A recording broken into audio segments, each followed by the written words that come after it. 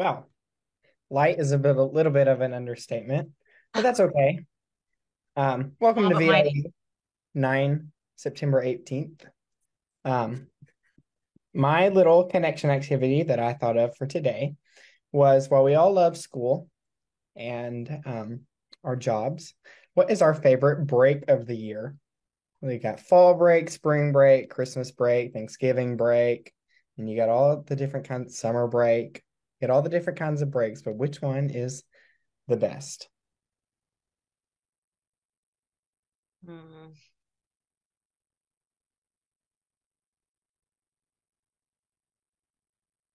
Welcome, Penny.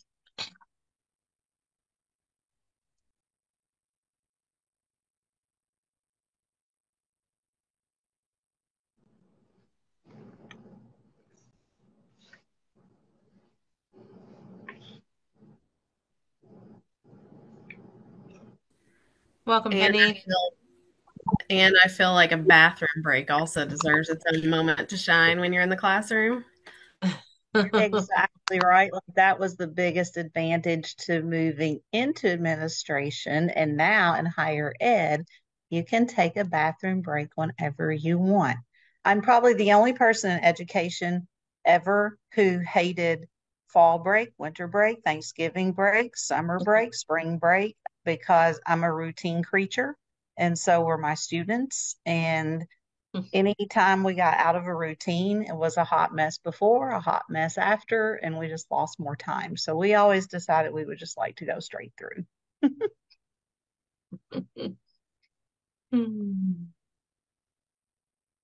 Because we should, by this same token, we should be counting lunch break as well as joyful.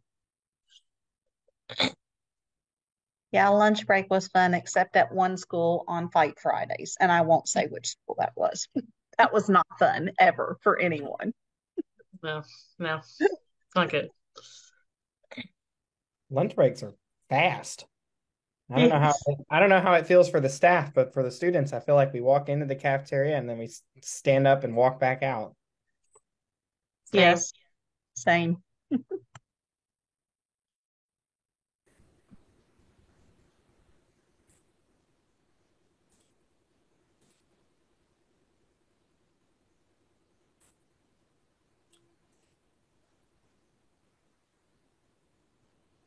Let's see. I think we've been joined by Penny and Robin. Good to see you all. We were just celebrating breaks. And I'll do a quick check of our attendance rather than go through our list, knowing that we're a little light tonight. I'll name off the folks who I've seen come into the room. And if I'm missing you, please chime in so that I can mark you as here. I have myself, Karen, and Justin. Penny has joined us. Let's see.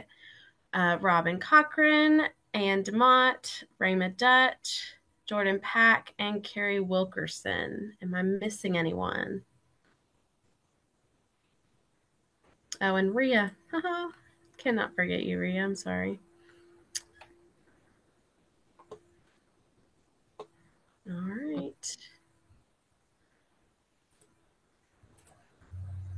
Okay, and we'll continue to watch as folks come in.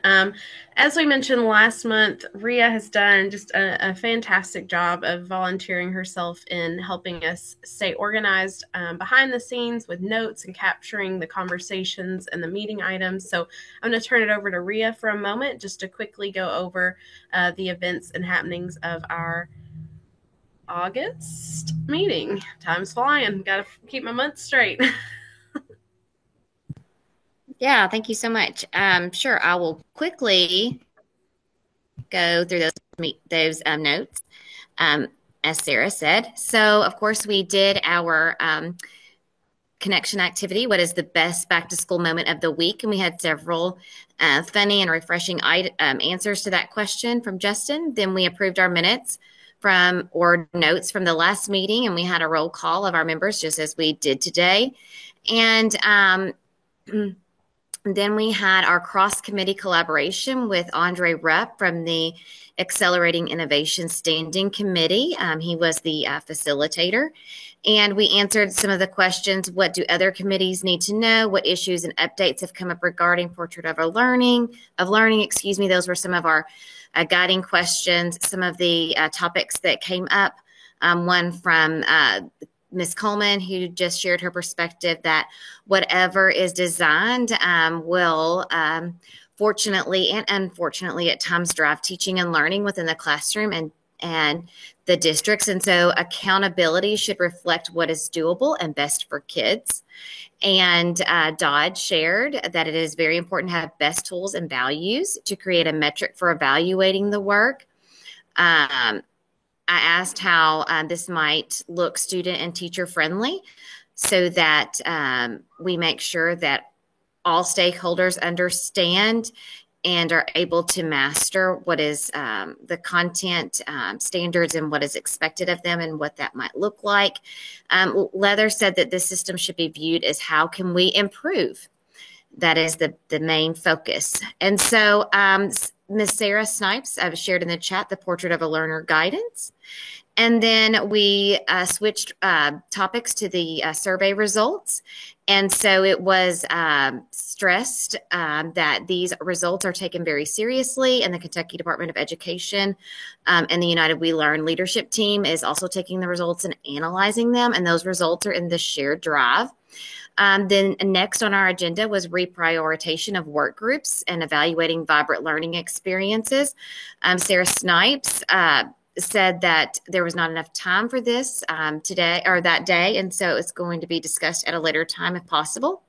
The next agenda item was existing structures and the best practices database, and so that was sort of our homework that we're going to follow up with today. And so that was the Canopy project and some of the best practices, the best practices database and all of those resources. And then we had our adjournment and our future meetings today, September 18th, and another one, October the 23rd. And that is all. Thanks, Rhea, for both the share outs and capturing those notes for us. Really appreciate. I know it helps me reground in the work after a month apart.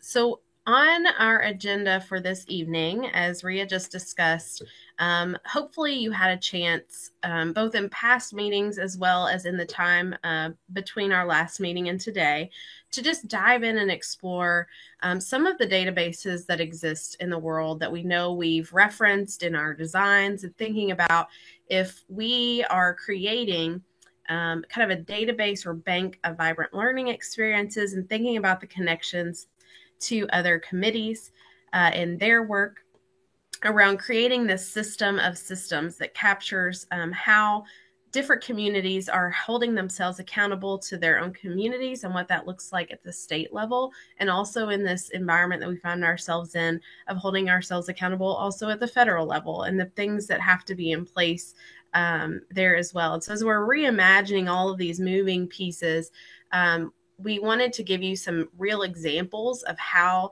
data and information is currently stored in things like the Canopy project from Transcend, who we have had on a previous meeting come and share their work as well. And then we also offered up the Kentucky Department of Education's existing best practices database, which is essentially an opportunity for districts to kind of self-nominate and report into this system something that they are doing that they would like to share out and live in this database as a best research-based practice for a chance to be elevated at the state level and recognized at an in-state conference as well. It's kind of an exemplar in that work. So you were asked to kind of go out and explore these resources and use it as we just ideate and brainstorm for a little bit tonight. And we were so glad that the AI committee through Andre Rupp could join us last month for a really rich discussion around what their committee has been working on. And so we thought for our cross-committee collaboration tonight, while we don't have another committee joining us for discussion, we wanted to continue that work by doing a task that the Accelerating Innovation Committee is also engaging in. And so we hope to combine those efforts and really review and see the parallels and what each committee came up with as we move the design work forward. So I'm going to drop in the chat a copy of the actual task that we're going to spend some time on tonight. Hopefully you all can open that up. It's called the Systems Bank Design Brainstorm for VLE members. And so as you're getting into that document, I see several folks in with us already. Just to give you an overview, again, all this is written here in the task itself, but in thinking about what it could look like to build a local systems bank for our state, and we know specific to our committee is lifting up and elevating examples of vibrant learning experiences. We really want to think about a digital platform or web portal that could hold information about our local schools and districts. So for us, if you're part of the MAP group or have engaged in that way with us, that's essentially been our take on what this could look like. And we would really love as a committee, as a whole, to really brainstorm and get your thoughts on what this could look like.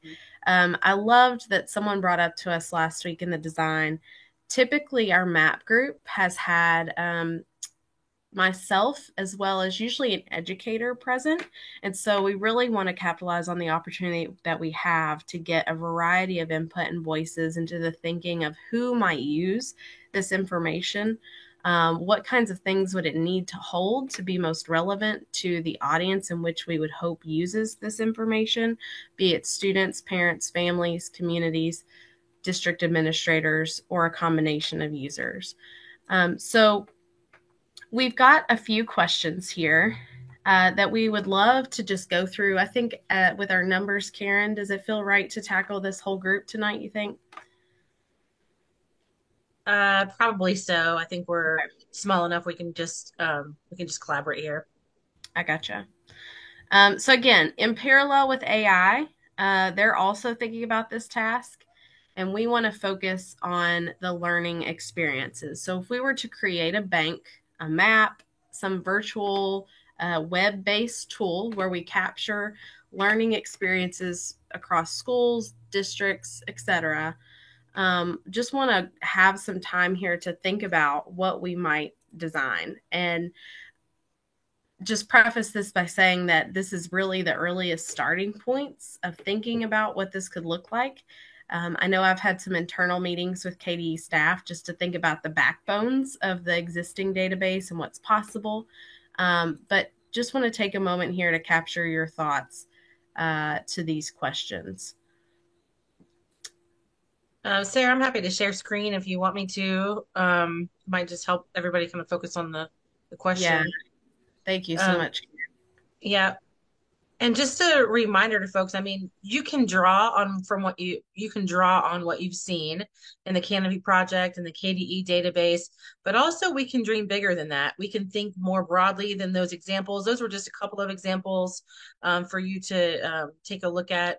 But feel free to just, if you have an idea or you have a thought you'd like to insert in while we're really ideating here, no bad ideas.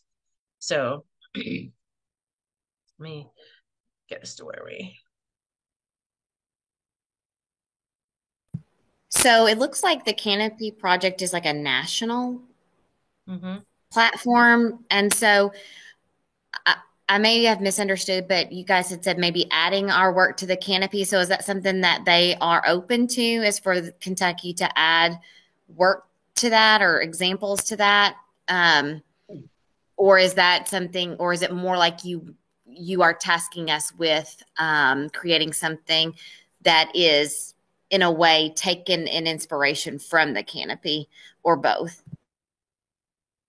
Well, it started as just an inspiration for us. Like, oh, this is a great tool. Look what we're able to do. We're able to quickly get a geographic look at where all these amazing things are happening. Then when we dug in and saw there was only one Kentucky school in there, we thought, gosh, there's so much more that's, worthy of this of celebration and calling out. And so we initially thought about, how can we get more into the Canopy Project? And I would still say we probably should do that just so Kentucky's good work is represented nationally. But I think since then we've really kind of thought, do we need to build our own so that we manage what gets cleared to go in and we control the criteria for it? It would just be more Kentucky specific than the Canopy version. So yeah, started as inspiration, but now I think we've been inspired to maybe break out and have our own Kentucky Canopy.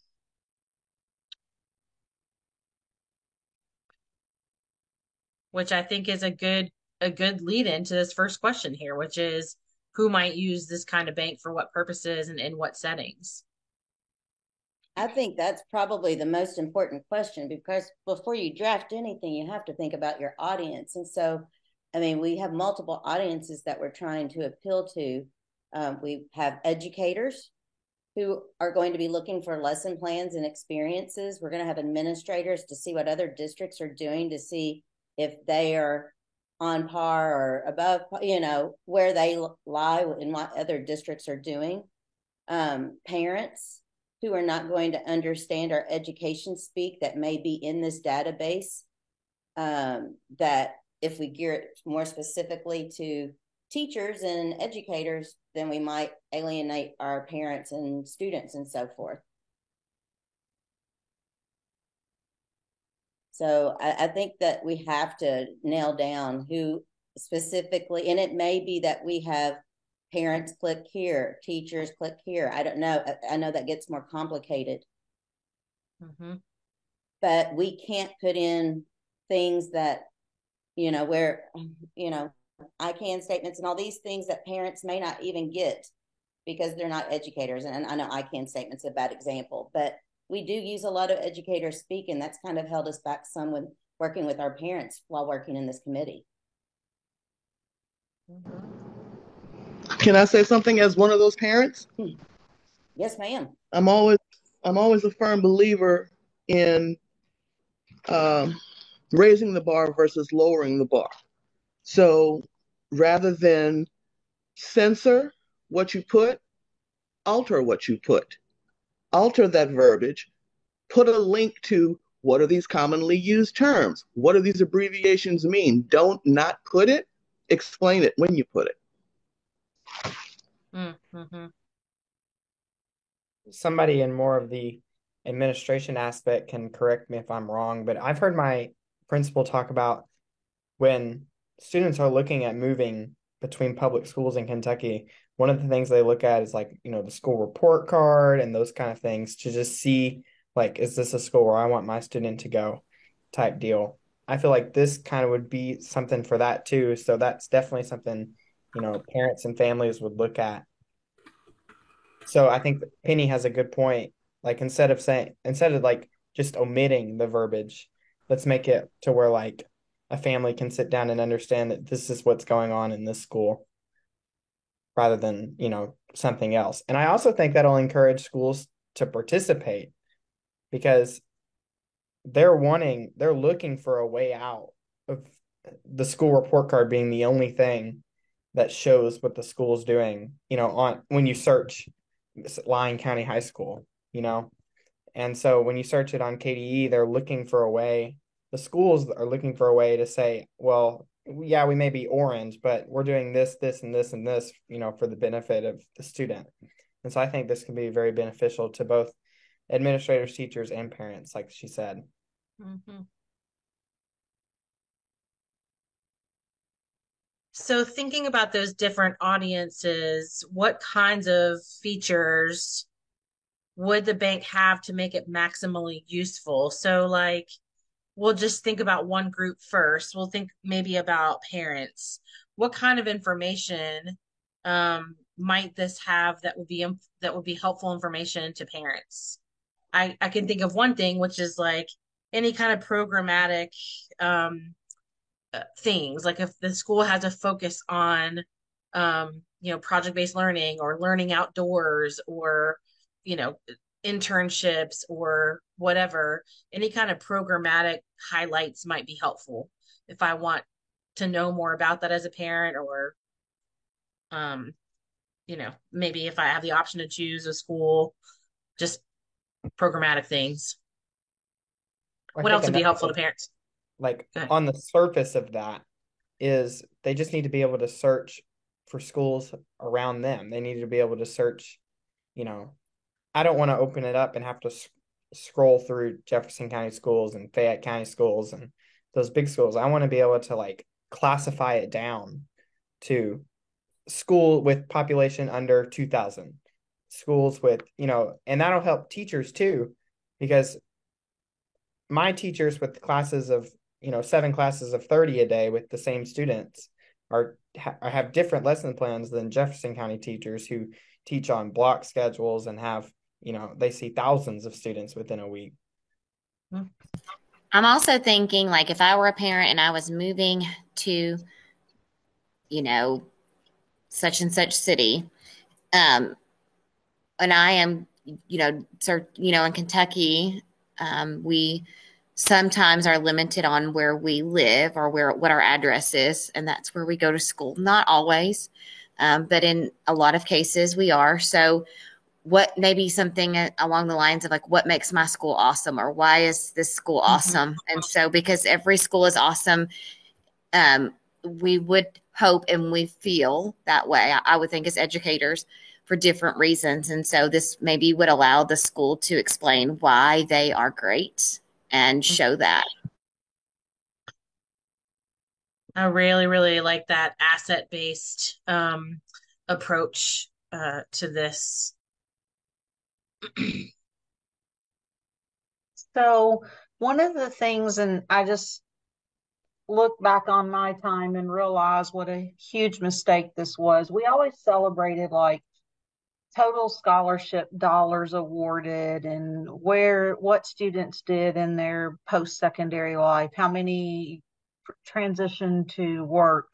And rather than reporting like a total dollar, I think it would be more prudent to report either a percentage of the graduating class who received aid to pursue a post-secondary endeavor, or an actual number instead of just an overall dollar. Because you take, if you get a full ride and that translates to $60,000 or $70,000, that can overinflate a total dollar figure tremendously. And not only that, that kid that's getting the full ride to one school is probably getting multiple full rides to multiple schools. And so it's not just that one school. Absolutely. And I'm not of the mindset that everyone has to go to college in order to be successful. My CTE background is speaking, because we had students who, ventured after high school into every walk of life that you could imagine. So I really think the language around how we talk about post-secondary success and report post-secondary success is pretty important as well. I agree, because with the KEYS money, there's so much you can do with it, aside from just going to, we know that our VOTEC kids can use it to buy, if they're doing apprenticeships and stuff and they've got to get tools and boots and things like that. A lot of people don't know that you can use KEYS money for things like that. Absolutely.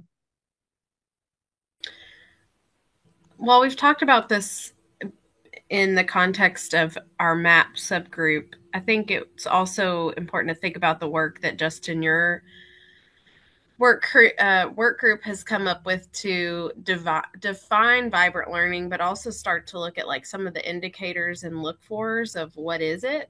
I know when we met as a MAP group, we've talked about those tags of what are the things we would,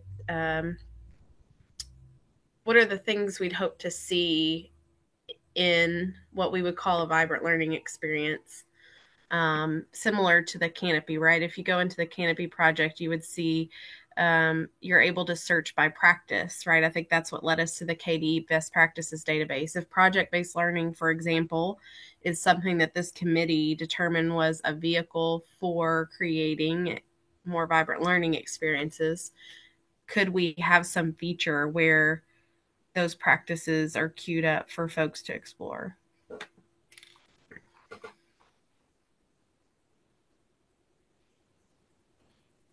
Sarah, this is Susan. I'm late for the meeting, but just trying to catch up. And that's what I was thinking before you said that too. So, I'm thinking about when I shop online, and there are filters that you can click on to, like what Justin was saying, to look at some of the demographics, the geography, like where you're located, the programs, like Karen was saying. But then again, if we can be very clear about what are some of the instructional practices that lead to vibrant learning experiences, I think that will probably be the most difficult part, because we're going to have to take some time to really name it and develop the criteria so that we can make sure that we have a strong, valid bank.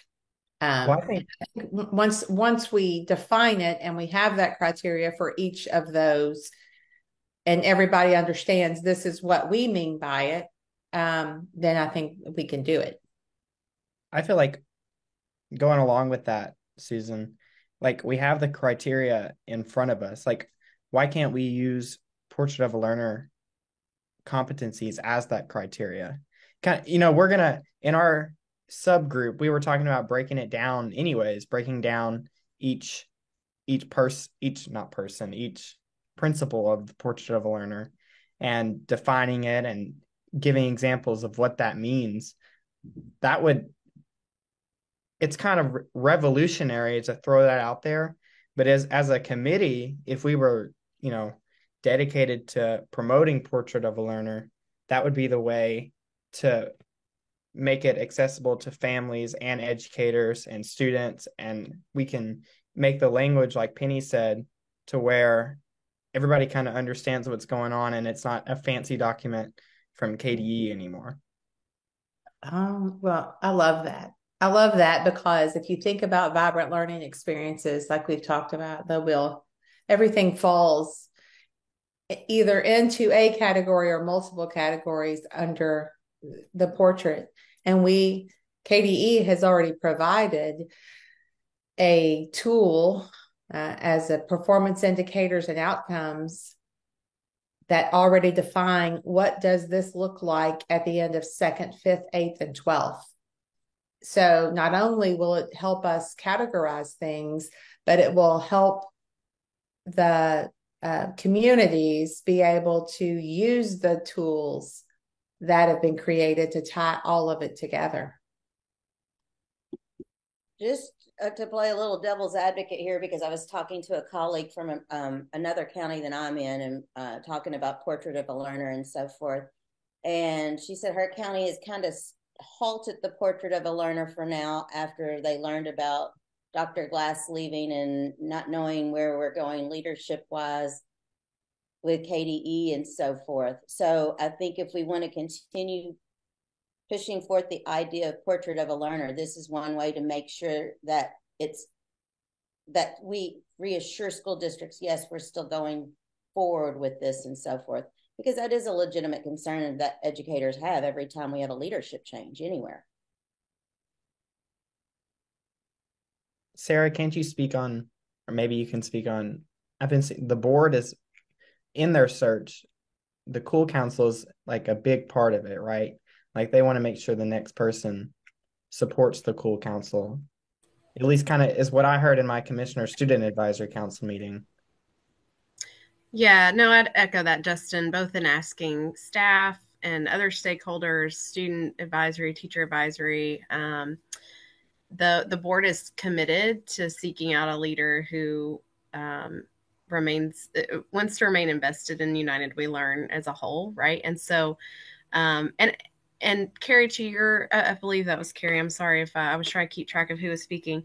I think the real beauty of Portrait of a Learner and what we've learned from our districts who were out ahead of that work is so much of it leans into that piece of what you don't need permission to do, right? Like, because it's owned by the local community itself, and so that's not to dismiss the educator concern, and that I would share also in how will I keep myself from being part of two conflicting systems. But I think what gives me hope is if my community chooses to invest in creating a local portrait despite the change, it's actually a stabilizer for the community because it creates a shared vision that's owned by more than the school system, that's going to outlive any one given leader, right? So, and I think we've already done that with United We Learn.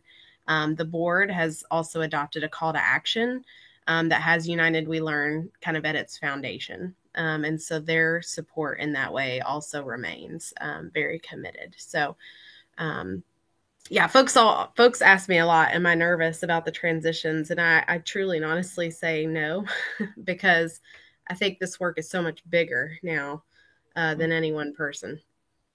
Yeah, I'd agree that the design, thinking even back to local labs of learning, the design of this thing has been to get deep roots in local districts because this really is the idea for this and the core principles for this and the anchors for this came from Kentuckians. And so it's like they came from Kentuckians and bubbled up to the board and the commissioner, but they really belong with the people. And so I think one of our goals here might be to build this thing to last, so that's not dependent on any leadership transition or anything, to build this thing because this is what Kentuckians want.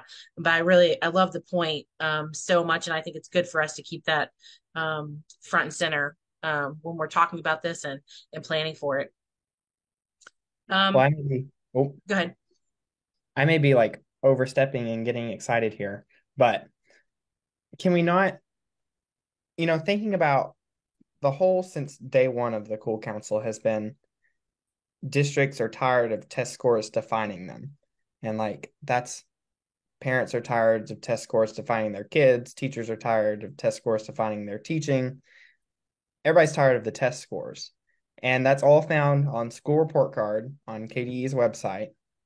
So this could be our first way in to like take some of the full attention off of orange, blue, red colors.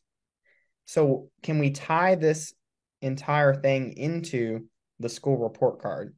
Like if you look up a certain school, could you be able to see, okay, here's the School Report Card because that has to be published, but here is also like this information that it's being used. And that they may be like way too far in. I don't know how the government world works, but it's just an idea. Justin, I think that is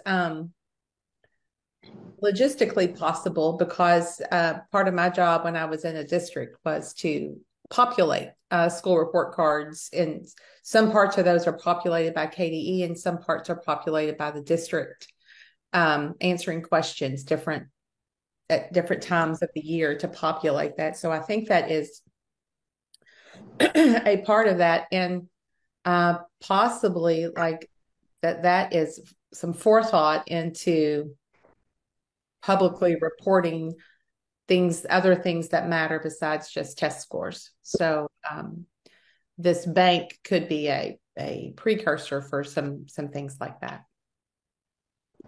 Can I ask a couple of questions? The first is this. This is the first iteration. We're taking a stab at this. VLE is our charge. So my question is, I know we're brainstorming. What exactly is our end game with this document in terms of VLE if we want to keep VLE at the center? And the second thing is, let's say we choose to report it or have it linked or synced in some way to the school report card. We're not representing or logging every single school in the Commonwealth. So how would that look?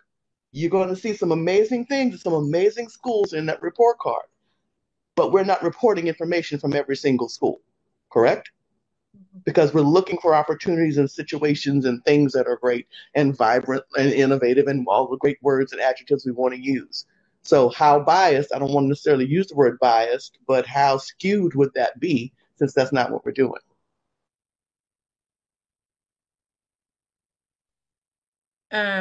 I think on the first question about the goal, what VLE's interest is in this is a way for us to capture, catalog, share out, escalate examples of vibrant learning across the state. I think it does start to cross over into AI a little bit when we talk about the measuring it and all of that, quantifying it and that kind of work.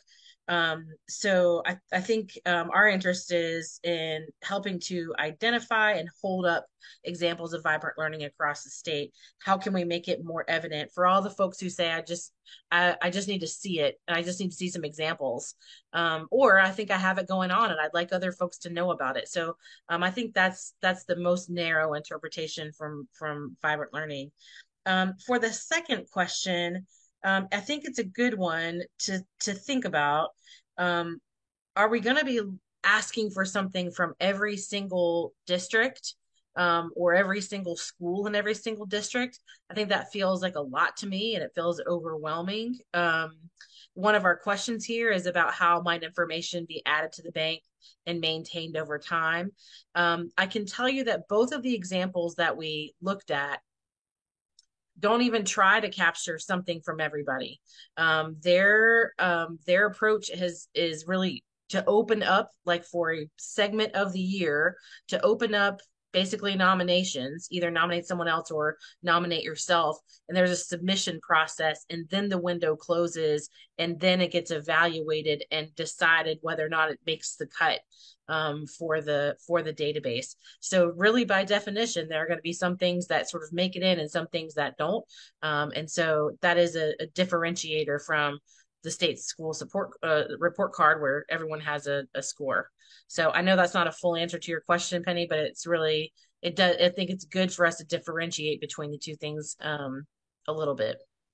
But Right. but there's a superintendent who says, I don't want to take away what's on the school state report card. I want to leave it there. I just want a corner of it so I can say what's awesome about my district. I just want a little bit of real estate on the page.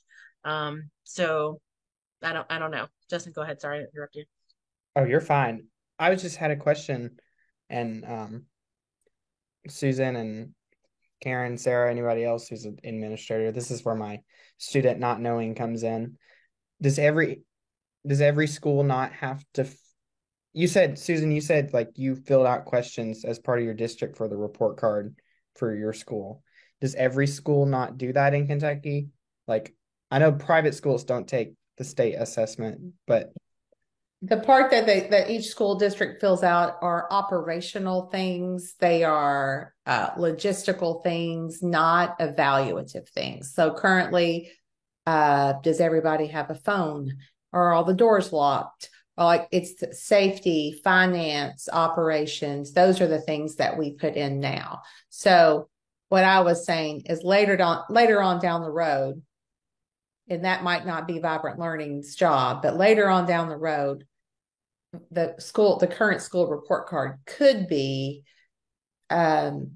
created on the backside that you would be able to add other things, but not necessarily at this time or for this purpose. And that makes me think that's where Vibrant Learning could come in, because we could design the prompts of which schools would respond to. We could design those around the vibrant learning experiences that we've seen, because we've kind of tried to become experts, so to say, of how to capture, design, and define vibrant learning. So if we had a if in the where the district admin is filling out those questions about their school, if we had our own questions in there, like, I mean, this is very basic, but like, how did you support this part of Portrait of a Learner? And you could even make it optional to where every school doesn't have to do it. But I feel like administration, it would push district administration, which is sometimes what some districts need, is for the district to get on board. Like if a principal's on board, but the district's like, no, we have to focus on test scores, not doing project-based learning. We have to like, hammer down on the K prep or whatever it's called now. That could be the window in to like get vibrant learning to get districts to accept it. I may be completely off, but it's my 2 cents. So I think you're completely on, Justin, because I know my principal's been trying to get it incorporated for our school, but we have a superintendent who's not ready for us to do it yet. So there are those examples out there. The school report card conversation is interesting to me too, because one of the things that I've recently learned, and just I had an informational conversation with our internal KDE staff about the KDE database, and actually learned that some time ago there was kind of a similar attempt at a resource that was more aimed at being an open resource for kind of best practices, but the supporting pieces that would go with that. So if I'm a teacher, Carrie, I think to your point earlier, and I'm looking for a lesson plan or just different tools and resources to support my design and thinking, there was an attempt at a database for this. And I think one of the reasons in reflection that just like a lack of awareness that the resource was out there, and it kind of fell short of people being able to use it because they just didn't know it was there. So I think the school report card conversation is also interesting because as a parent, I've gone to that site before. School administrators go to those sites. Like it's something that's there, that's widely known about from a variety of stakeholders. Businesses look at school report cards to know if it's a community they want to establish their business in. And so it's just a really interesting thing to think about. And whatever this tool is, how do we get traffic and connection to it? I know the KDE database, the best practices database, there's a financial element to it. They get recognized. If you submit this year and you're accepted, they actually will identify a few winners for best practices that were provided. And those folks get to come to a conference for the year. They get to share that out in a presentation. And I think there's a small monetary award and recognition that comes with it, getting to stand up with the commissioner and take your photo and be recognized in that way. So how do we gain traction to this resource too is, I think, a consideration. I know as muted, say. Can y'all hear me? Yep. I can hear you now. Okay. I do know when I was in the classroom, and I would look, like it's hard to find things on KDE unless you really know where you're going, because it's such a large site. I mean, even as a back and stuff, it was difficult to find everything sometimes that I needed for assessments and so forth. So I think it's great to have this database, but it needs to be attached to something that folks know. Mm-hmm.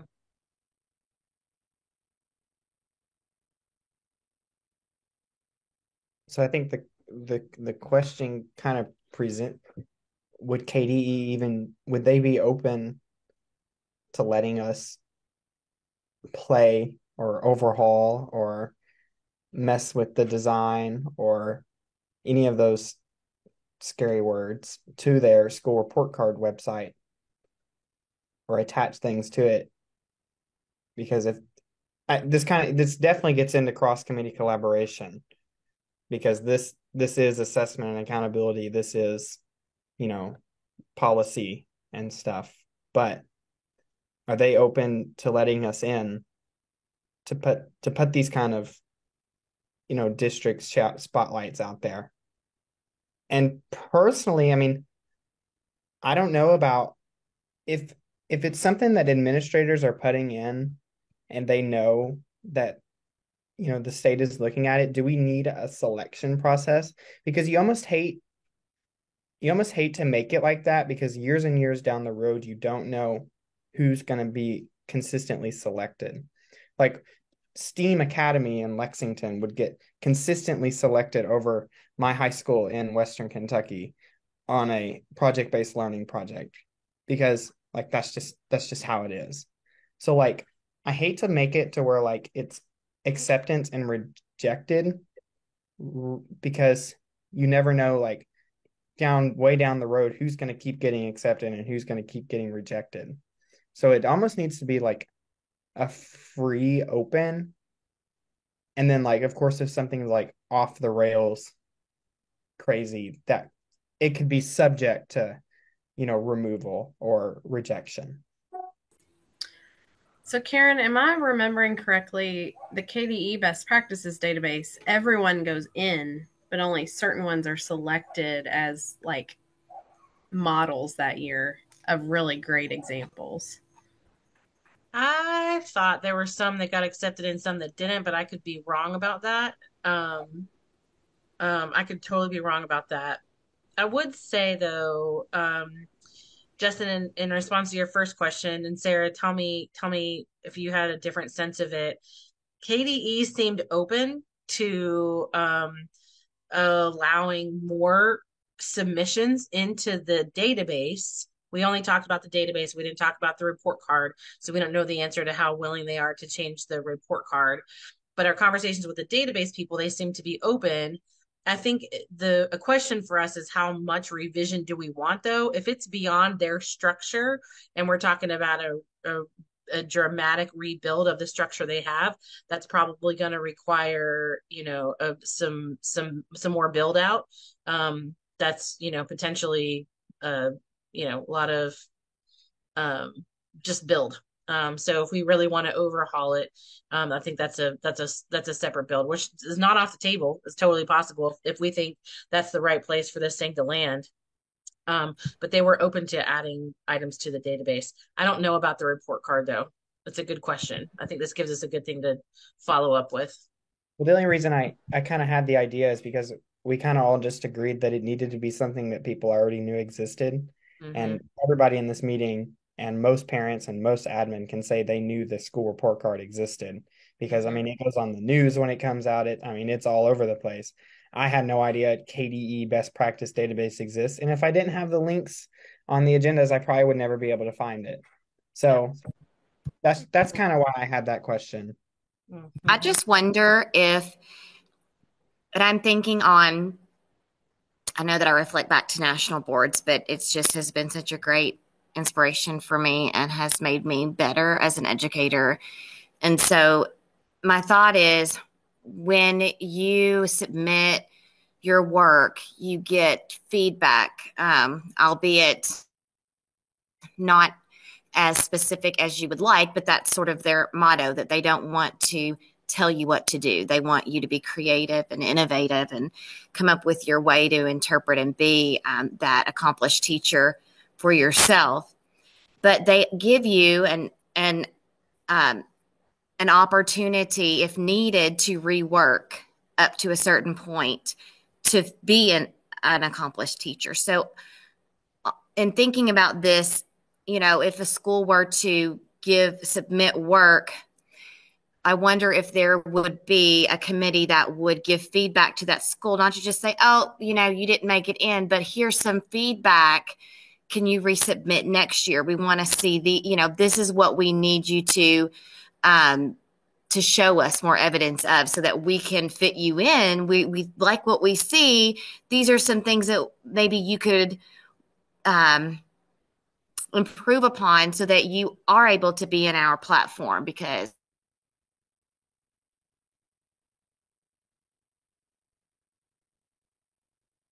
we love, these and to all schools, but these are the things we want to see for you to be in this model platform.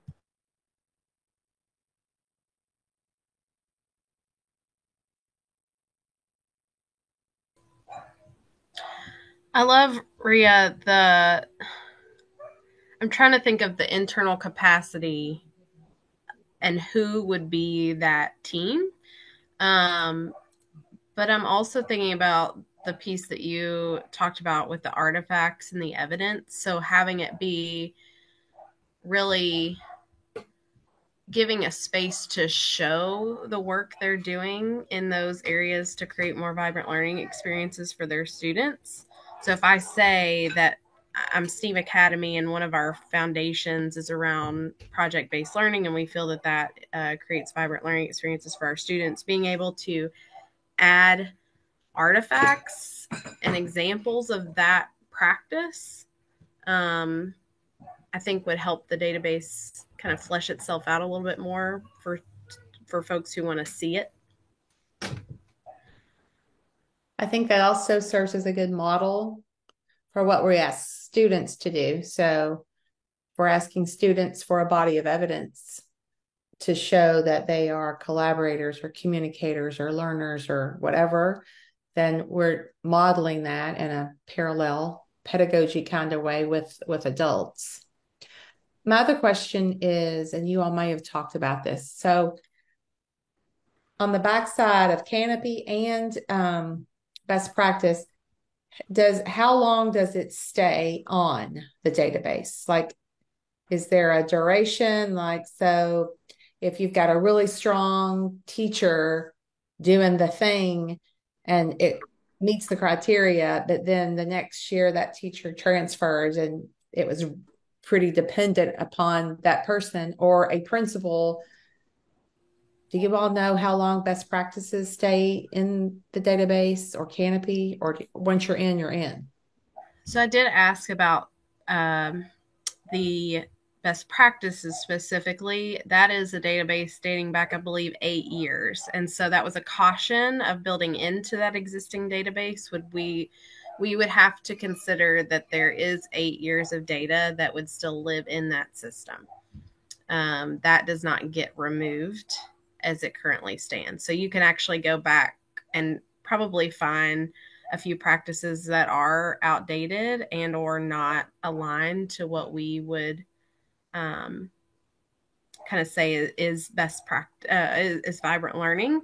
The other consideration that I was made aware of is that in the best practices database, it's currently the criteria they use are four practices from Cognia, and that has changed over time. And so they still have submissions in that system from before those four pieces were the criteria in the system when it was something else. So that was just something I was told to be aware of, was that there would be quite a few outdated submissions still in the system.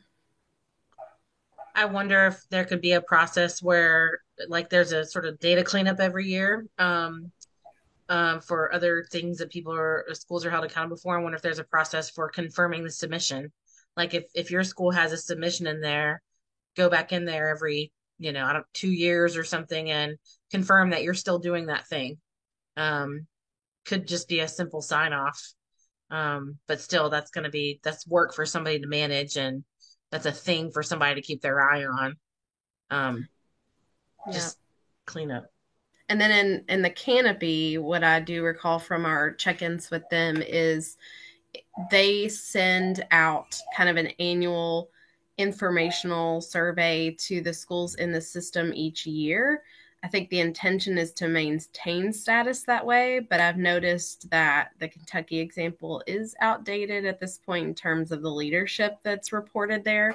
That the Canopy heavily depends on an individual school's contact to kind of reply to that ask each year to keep that system updated. So I've personally noticed that our Kentucky example is outdated in their system. But I do know that on the backside, it's up to that principal or whoever the contact has been originally to respond to that ask each year.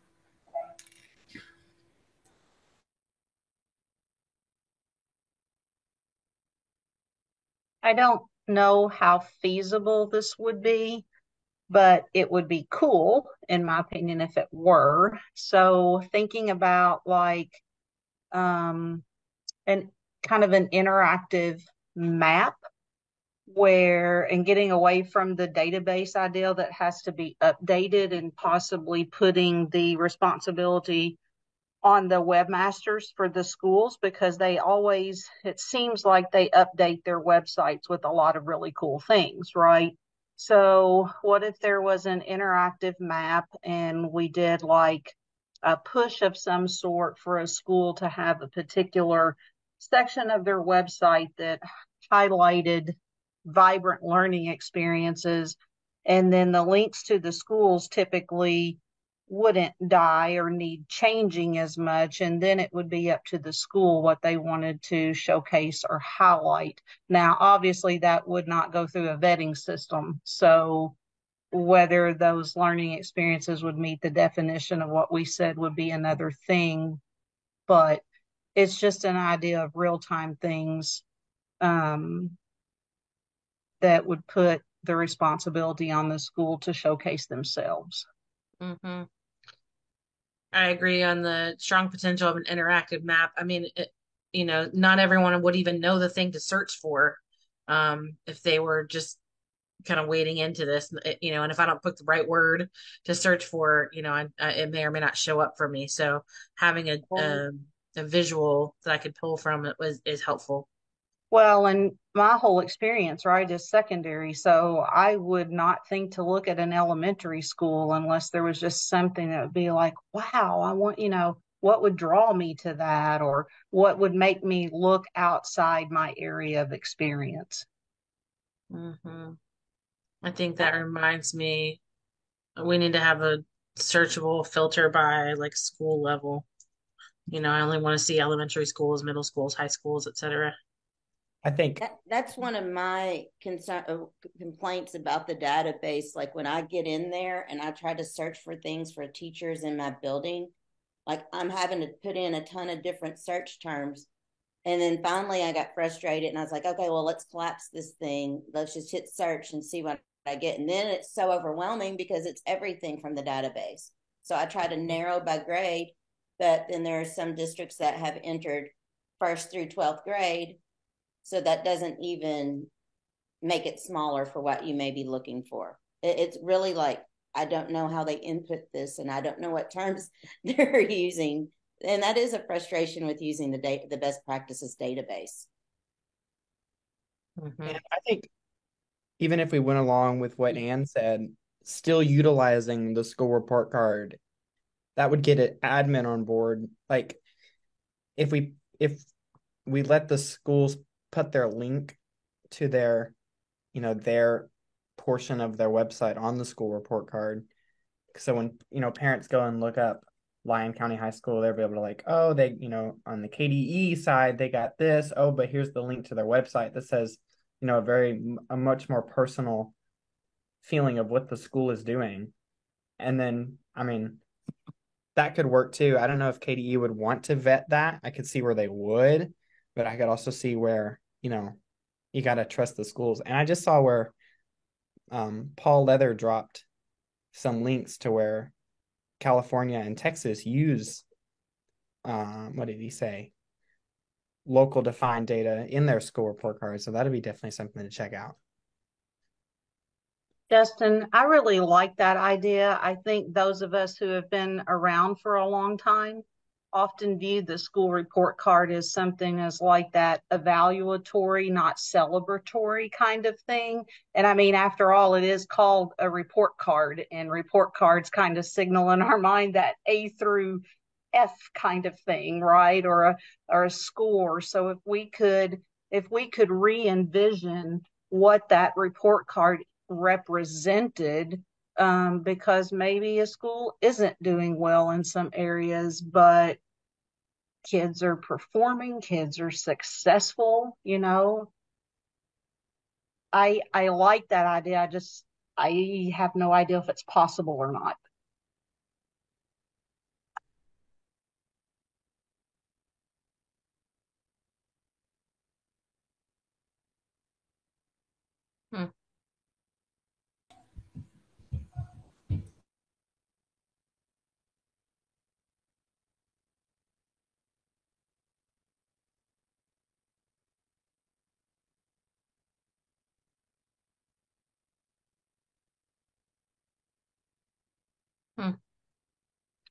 Feels like a homework item for us.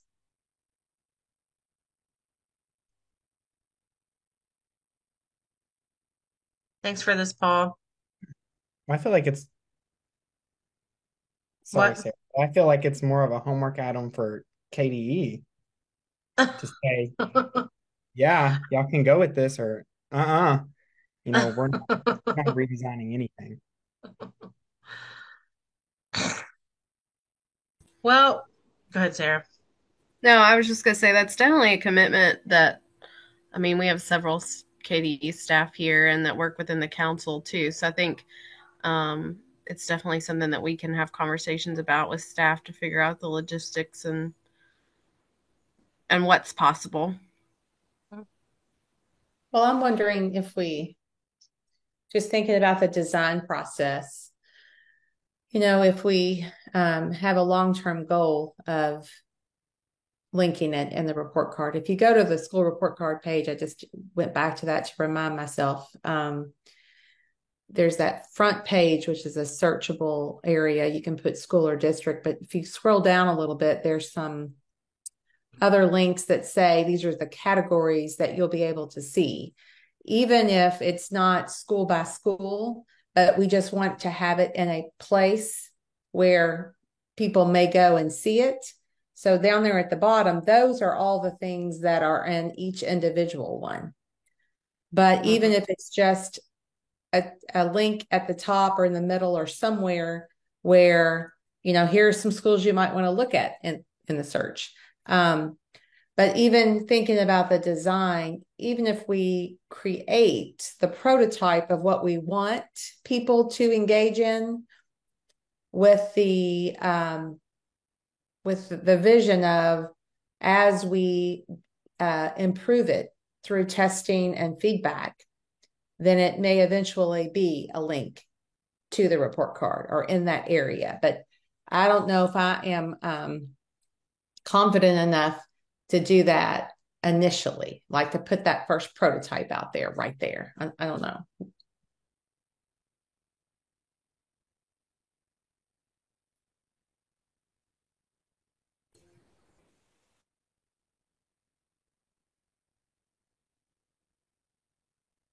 Yeah, I think that's a good point, Susan. I can imagine us going to KDE and saying, "Hey, what's your willingness to let us, alter this school report card page?" And they might return to us and say, "Well, what exactly is it that you want?" So having at least a prototype would be the beginning of a conversation. And I think this brainstorming is probably the beginning of maybe a prototype. But obligation on our side to say, here are the things that we'd like to see. Here's how we think it might work, or here, a couple of possibilities. I don't know.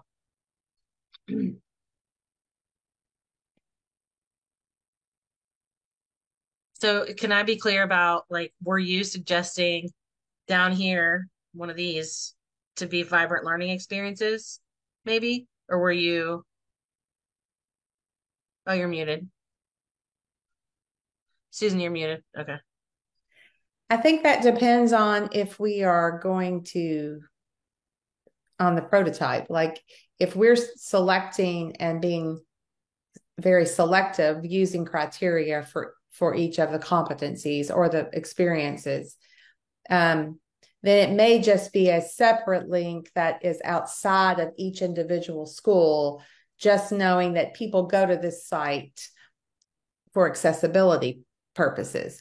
Mm-hmm. If we're going to have each school celebrate themselves using the criteria and identifying, then it could be one of these pages. And sometimes those are automatically populated.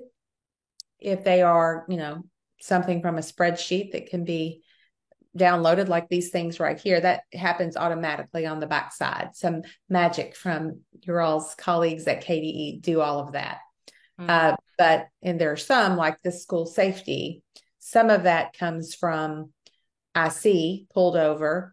But I do think there's some more questions that are more specific that you have to answer in the district. There's the financial stuff.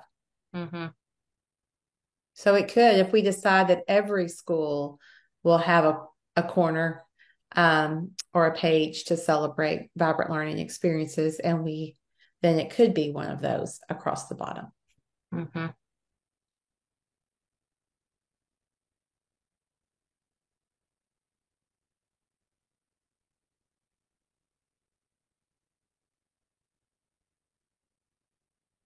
Yep. Oops. I'm going to stop sharing. I'm going to get off the website and take us back to.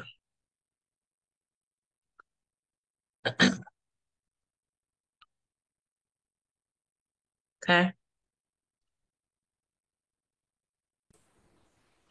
Anything else we want to think about here? Karen, I'm wondering, like that first question there on who might be using this bank for what purposes, like I want to make sure that we can center around the purpose for why someone would use it, but also why are we investing energy in creating it? And I think for us, it's going to tie back to the CGSA grant in our piece of owning a system of systems that's being created, right? While that falls under AI, we have the responsibility to scale and support districts in creating vibrant learning experiences. So I think being clear, whether it's in whatever this might be, in articulating the why behind the work might be helpful too. Because if I'm a district administrator or a teacher, coming to this bank to learn how to do more of this, right, would hopefully be my intention. I'm going to learn from other communities or schools within my own community. And then there's still a lot of work for other committees on the council and the council as a whole to do. I want to reiterate that this is not a VLE.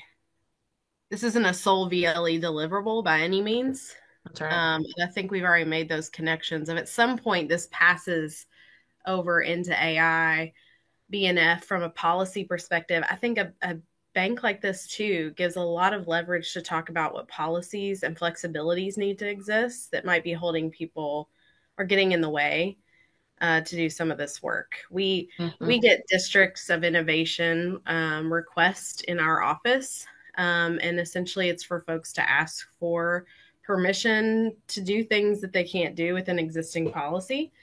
And so one of the things that we've done is keep a log of those requests over time. Even if they don't get improved, we keep a log of things people are asking for so that we have a record and can have a justification for why we end up asking for things down the road.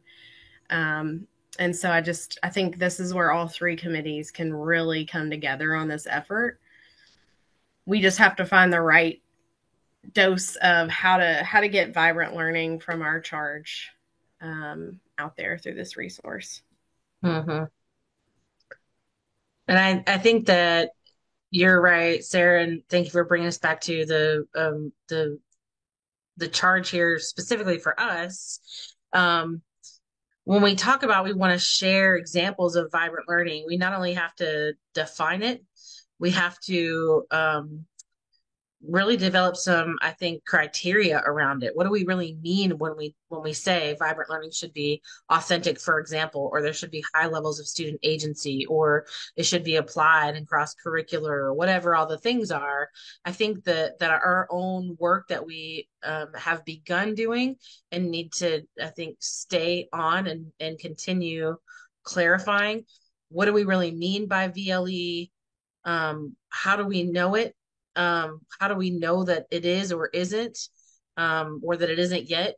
I think to Ria's point, I think those are all good things that we would need to work out before we start holding those things up in a public way, because it almost a worst case scenario is things get tagged as vibrant learning that are neither vibrant nor good learning.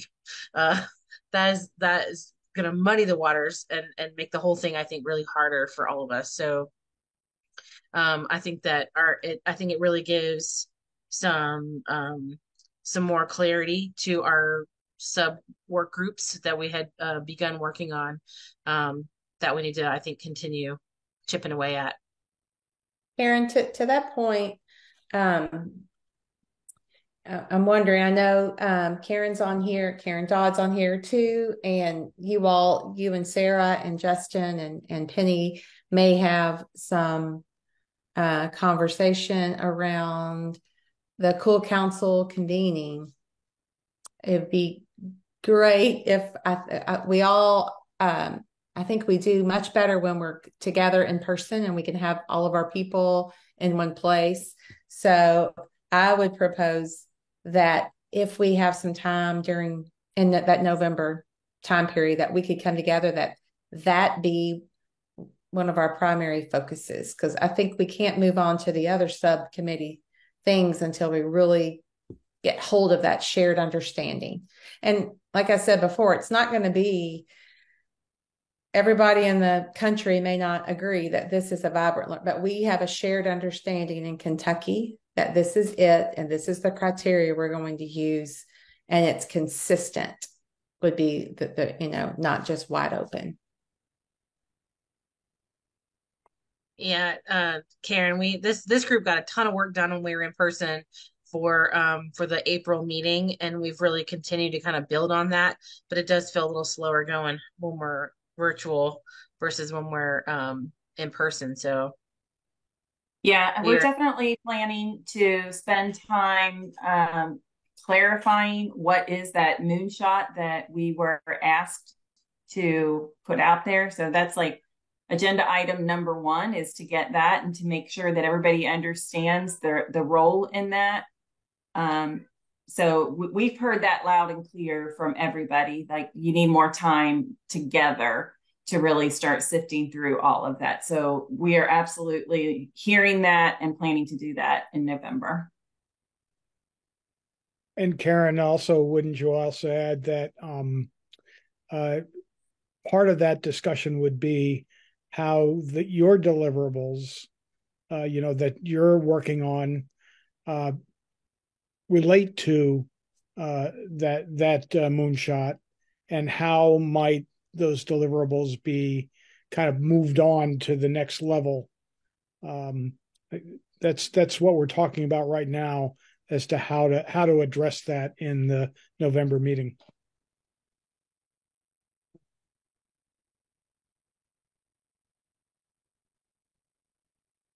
Yeah, I think we also keep butting up to like what's ours, and then what bleeds over into the next standing committee.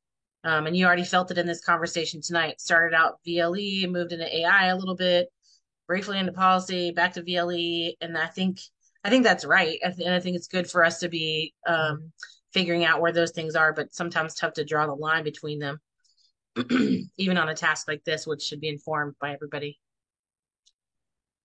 Yeah, we're having some serious discussion about, are 3 committees still needed? Do we need to reformat in a way that people can jump in where it's the right fit for your knowledge base? And that might look different than the 3 committees that we have right now, but I don't have an answer. That's something that we want to work through with all of the members. So that's on the agenda as well.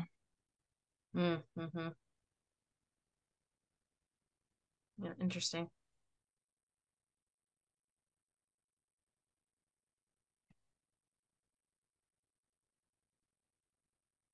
Well, I not to answer that question on behalf of VLE, but I think this group in particular seems to get traction when we have a task that we're clear on and people know what the thing is. And so we've developed some of our own tasks. We've created some tasks for ourselves that I think have been clarifying. But maybe that's another way to think about the work of Kentucky How Do We Learn overall, but I don't know. Yeah, I think once we have that the definition of the moonshot or have a united vision moving forward, what I'd really like to see happen is that then we say, well, what are the deliverables from there? We have our deliverables and milestone document. We know what's in the grant document. Are those still all the right things? Or has this group, the council as a whole, have we moved away from it a little bit, beyond it a little bit? Where do we really feel like we are, and what is it that we want to accomplish at the end of the 4 years that we were given to do this work? And then what I'd like to see is maybe over the next year, how are those things going to be worked on? So it may not be in clear committees. It may still be. You all may say, well, we love our groups and we want to keep it this way. But I think we owe it to everyone and to the work to think about, is there a better way of doing it so that people can be engaged where it's most interesting for them and where their skills lend themselves. Yeah. Well, this group is going to be vibrant no matter where we are. Absolutely. We're consistently vibrant. Even on a Monday night in September when half of us are sick and at board meetings. And the small but mighty is here working. Sarah, I know we had another 1 or 2 things we wanted to mention before we close. Do we want to wrap this conversation on the brainstorm and move to the next set of announcements, or? Yeah, I think so, Karen. I mean, I want to leave this open for folks. This is very much a live and living document that you have editing access to. So if you go to sleep tonight, find yourself doing your best thinking in the shower later, like, don't feel afraid to jump back in here with thoughts as they come to you. As we mentioned at the beginning, this is kind of a joint task with the Accelerating Innovation Group. And so they share our notes with us. We could share our thoughts with them. I think there's time to have some shared discussions too, hopefully in November as that work emerges. So just know that this is still open as thoughts come to you. Please feel free to contribute to that brainstorming document. So we can just kind of forecast October, Karen, and leading us up into the November meeting. Yep. See, I'm trying to shift gears here. So our original plan was to do some breakouts into our VLE project plans. It feels like, and just putting out there what feels a little conflicting too right now, as Susan mentioned, so much of our individual work groups are dependent on the progress of other work groups too. So that same conflict that we're feeling against committees, we also, my MAP group, depends on this brainstorm and the work of the criteria development to move forward. And so I think it's a good idea to think about this brainstorming to plan our next steps for work time in October. What we do need to address next month, and we're hoping you'll entertain some homework as well in the form of some reading, is reading the Kentucky Board of Education's call to action document. That's that commitment that we mentioned earlier that was approved by the board in last month's meeting. So highly encourage you to check that out. I think you will feel affirmed in the work that you're doing with the council through this document, and see, as someone who led the learning experiences subgroup for this document, really lean into the work that we've been doing with the council, our L3s, and so many other bodies of work out there. See footprints of Kentucky MTSS, as well as high quality instructional resources in this document as well. So we're asking you just to explore that document, familiarize yourself with it.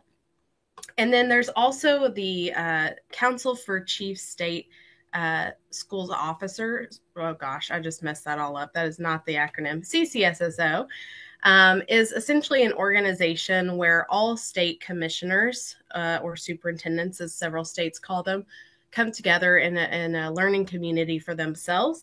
And CCSSO has recently provided this report, which highlights several of Kentucky's efforts, like our Kentucky Innovative Learning Network, and potentially even the council itself, if I'm remembering correctly.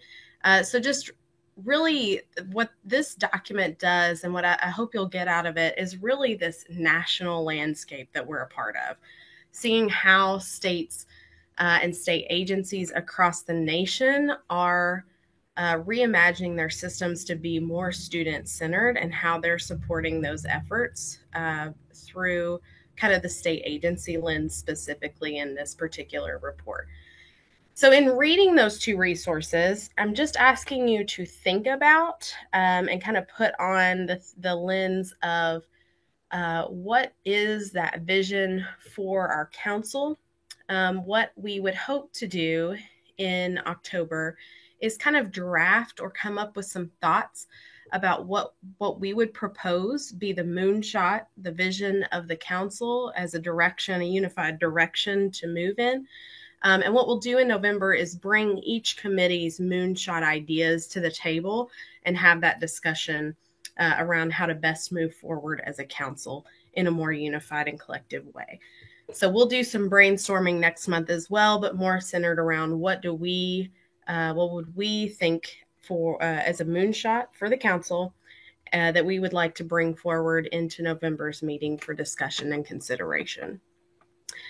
Karen Dodd, I'll call on you one more time to just make sure that we're aligned there in that ask for the council as a whole, and anything else you might want to add there. Yeah, we're not asking you to come up with it all by yourself, but to bring some ideas to the table so that we can kind of hit the ground running, so that it doesn't take us too long to come up with that moonshot. But yeah, if you all can think about that, and then just be open to hearing what the other committees think as well. And then hopefully we'll be able to just put something together pretty quickly, because that really is going to set the foundation for how we move forward in November with the rest of the convening.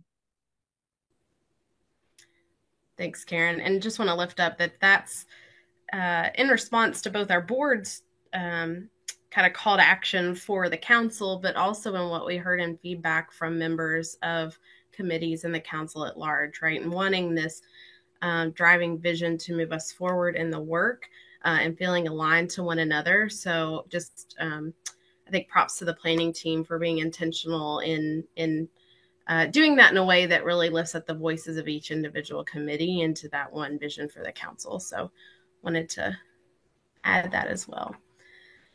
All right. So I think we're Oh, sorry. No, go ahead. No, I just wanted to say we'll meet here. It's in the agenda. We'll reconvene here on October 23rd, same time. And as we've done in our last in-person convening, and based on conversations around what committee structures need to look like after that convening, we'll certainly talk about what times and structures are best to meet outside of potentially that Monday timeframe as well, because I know folks have conflicts. So once we gain clarity about how we would like to work moving forward, we'll certainly be able to revisit those as well.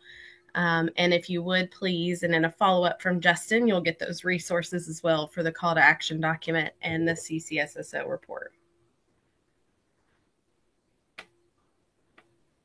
All right. Well, thanks for joining us, y'all. I know it's not an easy time to commit to an hour and a half in your evening, if there ever is. So thank you for the great conversation and brainstorming session today. It really, really has been helpful. And you've brought up some thoughts and ideas that will really guide the work moving forward. So thanks for contributing.